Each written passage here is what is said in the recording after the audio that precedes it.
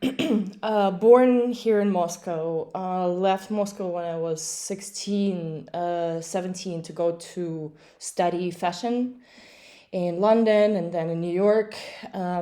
Started my own business when I was 19, and the business grew into basically like a consultancy, where I helped fashion brands to build a conscious business strategy where it does business not just to grow, but rather to build a better, more circular fashion industry. Whole life I've been entrepreneurial, 31 now, and left New York after 2020, got deeply into the whole movement of consciousness and impact driven companies, in terms of doing communications for them without them asking me for help, which is the key here. I was selecting companies to follow very closely, and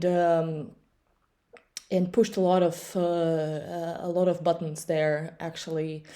That led me to actually leave the US and focus on, instead of doing like overall communication strategy for all impact driven companies that are building this new society. I had to step back a little bit and work through culture more. So I started to research very deeply culture in Europe. I moved to Portugal, and just generally traveled in Europe and started to really listen and understand that culture's approach to impact world, which is pretty advanced generally if you look at different companies there and their way of thinking. So I've been studying that and also have been diving very deep into the Web3 world, as deep as I could. I had this like also very ambitious goal, mission to do communications across the board for the Web3, and generally kind of redefine what media is in that world, because still media channels are being paid by projects that might not have the substance, or even a deep idea behind them that made me feel like, yeah, this is something that is coming from the future. I tell a lot that I recognize people, locations, projects from the future, and I'm not over exaggerating it. I am practicing future casting, which is like as a casting director, say in fashion, where we select basically different models and characters and styles that would be trending in the years ahead. And I feel like I'm always ahead of the curve because fashion trained me to do so, to be like 2 or 4 years ahead. And I'm constantly thinking about what am I living through as if it is the year 2026, for example, right now, 2027, even 2029. And casting myself back into this present moment and living my present moment fully, yet with a deep understanding and vision what my lifestyle is at that time and what's the overall picture of the planet Earth.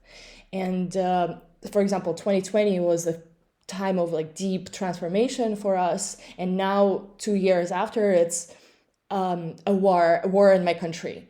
So that definitely resonates, something that is a result, because I do take a lot of things very personally, and I live through, I think, thanks to deep meditative practice and psychedelic work, I have learned to invite the spirit of ayahuasca into my space whenever she's not around, obviously, in me, and ask her, and through her, ask the planet Earth, or what is the highest excitement for the planet Earth to be reborn into, what kind of reality that we want to live, and communicate that for her, voice it out.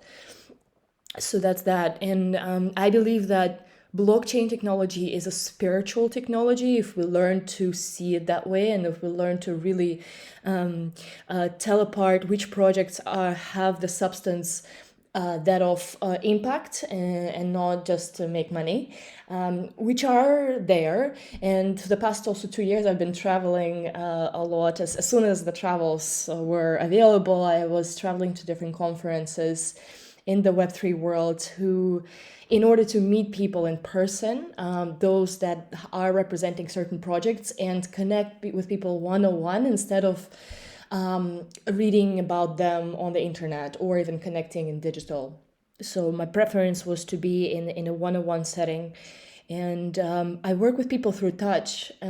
Actually, I see people as a as a mechanism, as a machine, and intuitively, after a lot of different types of training of body work and energy healing, I know how to tap into a field of a person in order to activate certain aspects and or meridians and energy points to help them turn on their highest potential.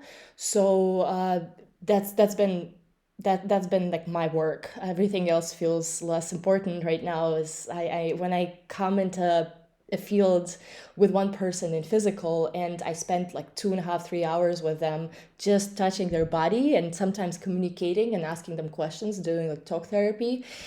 It really helps to I feel align myself and that person to the greatest timeline that we're actually building. Because I think the timeline has been already set and chosen, but the transformation process still requires a lot of work to do, and that's what I'm working on. Now it's 15 minutes. Any more minutes I have? Yeah. What else?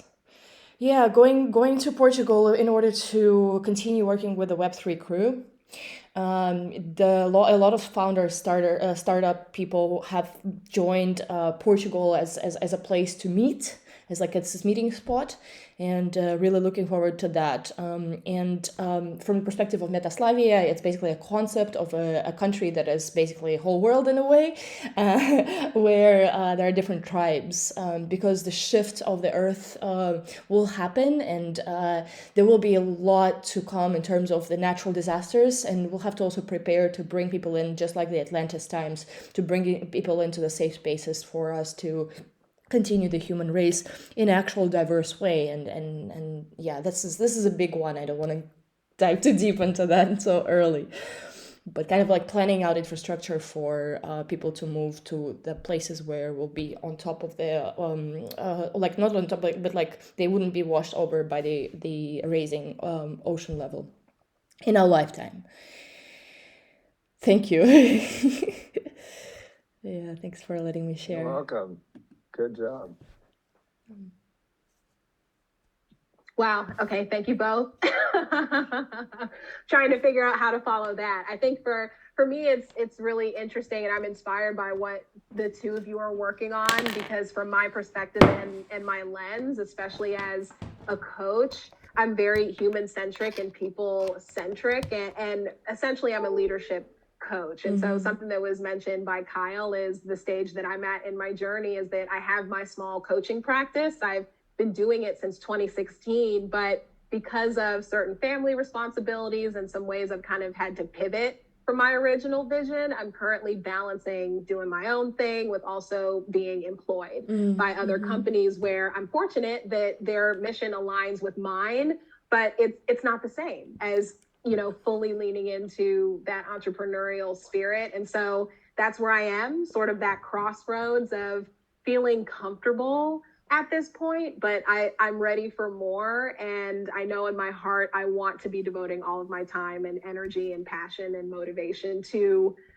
my passion project, and make it more than just a passion project. So it's like what the two of you, have been doing in your own respective ways. And I guess to kind of paint the picture a little bit as far as my story, I'm 33 years old currently. I grew up in the United States. I've traveled outside of the US, but have always lived in the United States. And so I'm currently in the Washington, D.C. area. I lived in New York for a bit. I was there for about 6 years, and then I lived in Los Angeles for 5 years, and I ended up moving back to the DC area, which was one of the pivots because of my dad getting sick.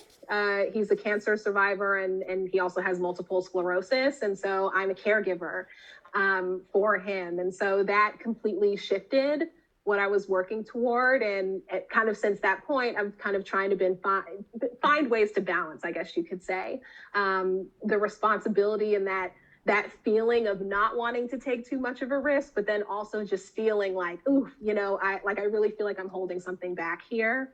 And then also some context for that, my mother passed away when I was 18, when I was in college living in New York. And so I was away from home, lost a parent. That experience completely changed my life. I kind of spiraled a bit, and through healing work, actually, and becoming a coach and a mentor with folks on my campus, because I was a student at that time, that really was a catalyst for my healing. And I was really inspired by seeing ways that I could help other students, my peers, even folks who were senior to me, sort of help people through challenging times. And that morphed into me also supporting folks in their leadership development.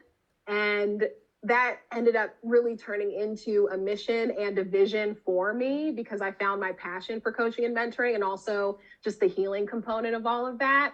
But I think also working in education, because I ended up starting my career in higher ed. So that's where it began for me. But witnessing the school system, the corruption there, I got to a point where I actually reached burnout doing a job that I loved, but I was being taken advantage of, and so were my colleagues. And so I eventually took the leap and I left that. That totally took me off course. A lot of folks did not agree with my decision because I had a very clear path upward.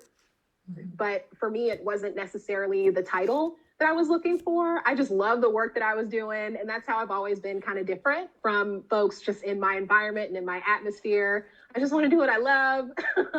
I want to encourage other folks to do the same. And I know folks have talked about opening up perspectives and things like that. Like I really align with the different energies in this group. And unfortunately, I don't have access to interacting with people like y'all on a regular basis. And so that's why this program for me is something really special. I've done other business programs before, so this is not my first attempt at trying to finally kind of cut the cord with corporate.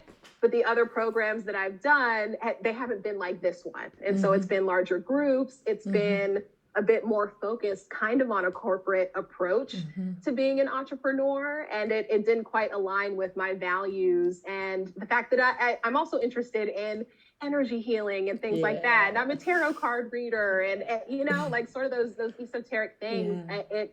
It really is something that's in my heart that I enjoy doing, and I incorporate that into my coaching. Yes. I'm also neurodivergent, and so I have OCD, PTSD, and I'm also on the spectrum of being autistic. And so that does impact the way that I network and interact with folks, and often like how I'm perceived and how I present.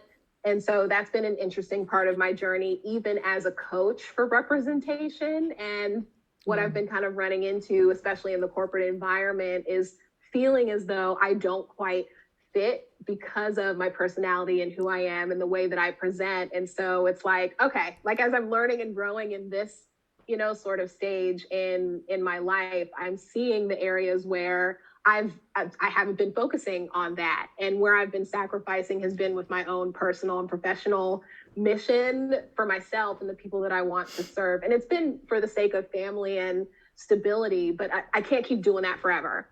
So it's like, okay, like now's the time to, I think, really explore what it would look like to fully focus on my own entrepreneurial mission, because I know it's possible to do it.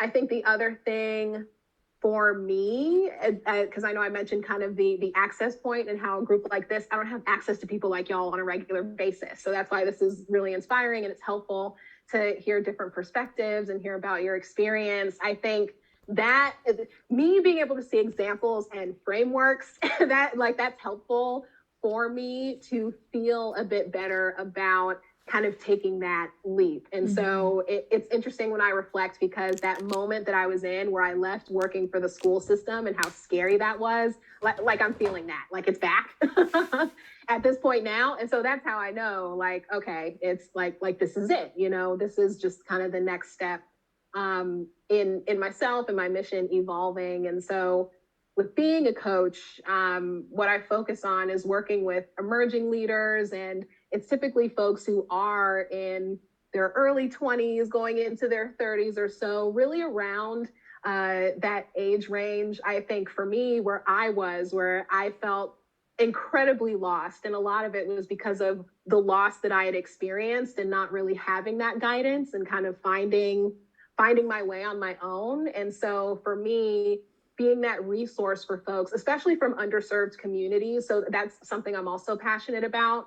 I didn't know having a coach was an option that didn't exist for me. And so I was very fortunate just to have examples and folks to kind of look up to in school, primarily, not necessarily home environment. And so I think that's another reason why I got inspired to be a coach. But I'm really passionate about being that resource for people who might need that mothering or that nurturing or that auntie, big sister, just that person who can offer that safe yet brave space with unconditional love and accountability and exploration for who you are and what your passion is and how that manifests as far as what you do to make yourself and the world around you better. So I think the other interesting part about my approach with coaching and why I'm at such a disconnect now is because everything that I stand for is so uncorporate, and the coaching that I do is to help people find what they're passionate about so they don't have to feel pressured to go down a certain path that might be acceptable or kind of fit in with how folks have been programmed, if you will. And so I'm really here to help break down programming around the idea of success. And for me, I've had to be very honest with myself that now I'm reconstructing my own definition, and this program is part of it. And so I know we only have 48 seconds, but yeah, that's kind of the spiel for me. Trying to think if there's anything else in 30 seconds to share, but yeah. Happy to be here. And thank you for listening. I appreciate it. Thank you, Aisha. Thank you, Aisha, for sharing. Yeah, thank you, Asia. Good to meet you too. Yeah, good to share space with you. Feel lucky. Yeah. And really inspiring to hear about what y'all are working on. Definitely rooting for both of you. Thank you so much. Absolutely. See you at another point. See you in the breakout room. See ya.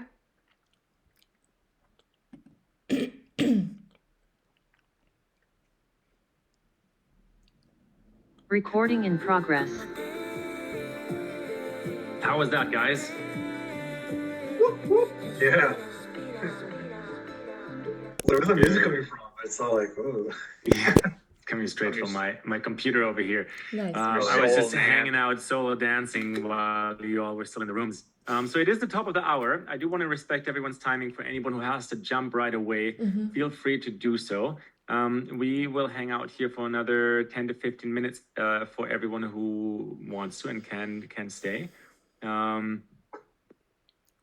First of all, I want to hear just like 2 or 3 people. Like, what did you learn? How did that feel? All of that. Whoever wants to go, just unmute yourself and jump in. Kasim, you have your hand up, so you'll start. Yeah, sure.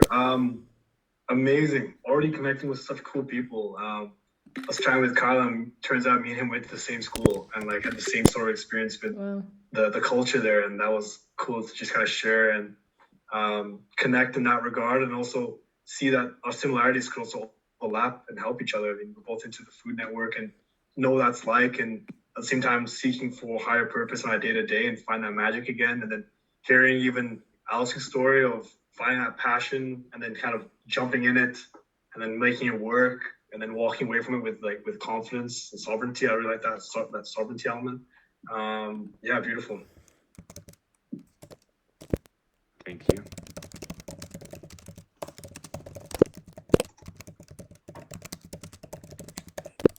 Shall hand off to someone or? So, Oh, I was just going to share a short thing. It's been becoming very apparent to me that this is a very self-introspective group, which I think probably differentiates the group. And maybe I see Alex nodding.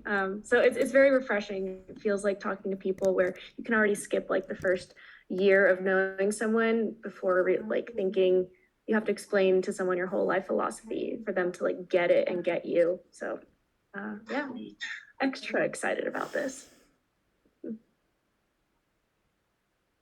One more share. I would love to share, if that's all right. First off, I really resonate with that, Sophia. Thank you for sharing that.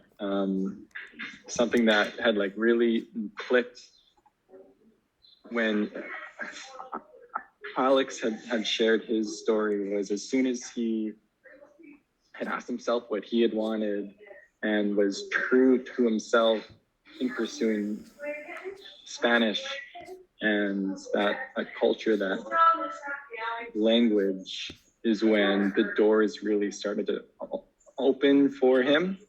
And that was such a good reminder to me. So thank you for sharing that, Alex. Thank you, Kyle. Thank you. Yeah, let's explore